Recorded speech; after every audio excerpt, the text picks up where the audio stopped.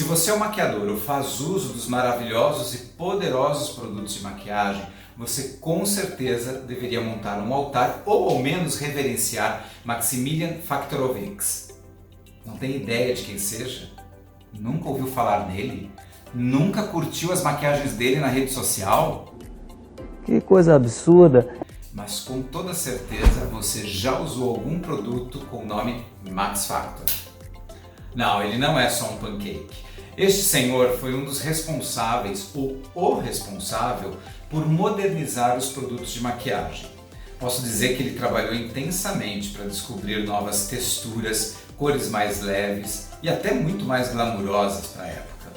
Ele foi o gênio da maquiagem.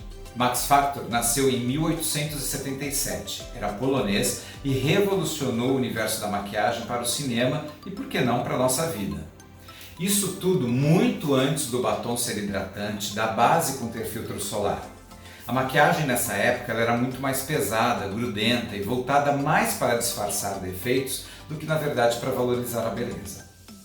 Max Factor começou trabalhando para os czares. Criava perucas e cremes faciais tão bons que os poderosos o mantinham quase como um prisioneiro. Fugiu da Rússia numa fuga cinematográfica e arriscada, ao lado da mulher e dos filhos. Em 1904 chegou aos Estados Unidos, onde abriu um salão e começou a fornecer maquiagem para atores. Estamos aí, no auge do cinema mudo. Em 1914, criou a primeira maquiagem especificamente para cinema, uma espécie de graxa cosmética em forma de creme com 12 tipos diferentes de cores. Em 1918, ele apresentou o princípio da harmonia de cores, um termo utilizado até hoje por nós. Ele fez história ajudando a criar a imagem de belas atrizes. Em outras palavras, Max Factor criou divas. Elas apareciam lindas e impecáveis nos filmes e todas as mulheres comuns queriam copiar os truques de beleza que as faziam parecer tão perfeitas na tela grande.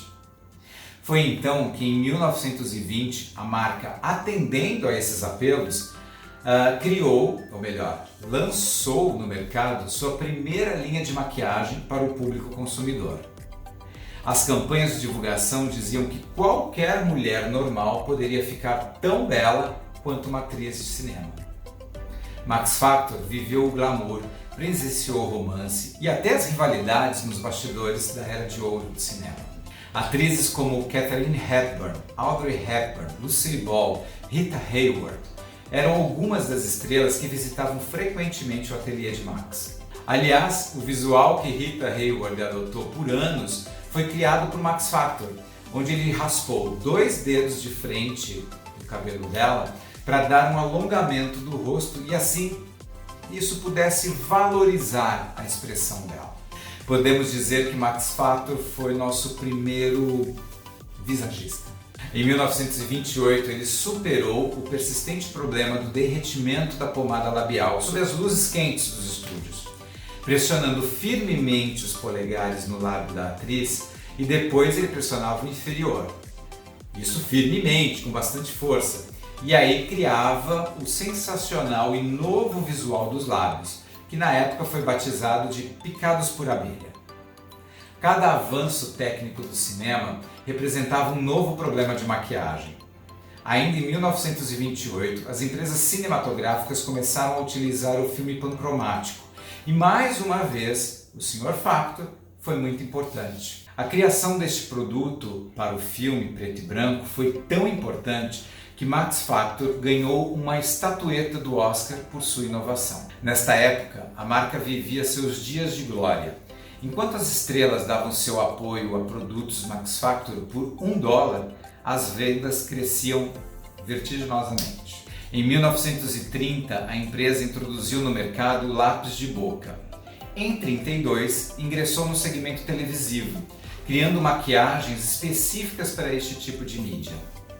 O sucesso de Max Factor e seus produtos no universo dos filmes era tão grande que o levou a expandir os negócios e a vender os produtos em farmácias e lojas de departamento. Em 1935, ele inaugurou o salão de beleza Max Factor Makeup Salon, em plena Los Angeles, localizado no coração de Hollywood, na Hollywood Boulevard. Ainda em 1935, pouco depois da inauguração de seu glamouroso salão, lançou o famoso pó facial em forma sólida, ou o famoso pancake. Ele foi desenvolvido para ser utilizado em filmes coloridos que revolucionaram o mercado da maquiagem no mundo inteiro. O produto fez tanto sucesso que as atrizes roubavam o produto no set de filmagem. Ao ser lançado ao público, imediatamente tornou-se o item mais vendido e com maior rapidez da história dos cosméticos, superando todas as 65 imitações que se anunciavam com a palavra cake. O velho hábito de copiar qualquer semelhança não é mera coincidência. Em 1938, este gênio dos cosméticos e da beleza nos deixa e seu filho assume a direção da Max Factor e decide aí expandir a marca internacionalmente. Em 1940, a marca apresenta o primeiro batom de longa duração, que mantinha sua cor original inalterada sem irritar a pele. No final de 1947, após 3 anos de testes e pesquisas, a Max Factor lança no mercado a maquiagem Pan Stick, concebida em forma de bastão para ser facilmente aplicada com batons. Max Factor é sem dúvida alguma o pai da maquiagem moderna.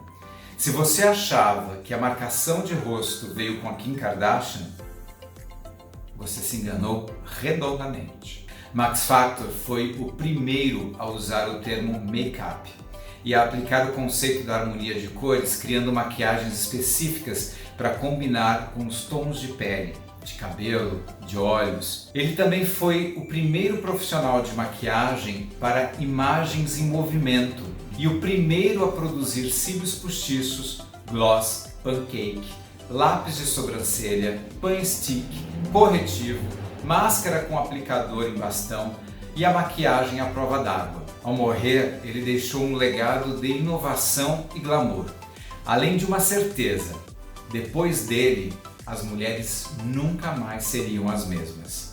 E a nossa profissão? Também não. E se você gostou deste vídeo, eu sugiro que você leia também o livro Max Factor, O Homem que Mudou as Faces do Mundo, da editora Matrix.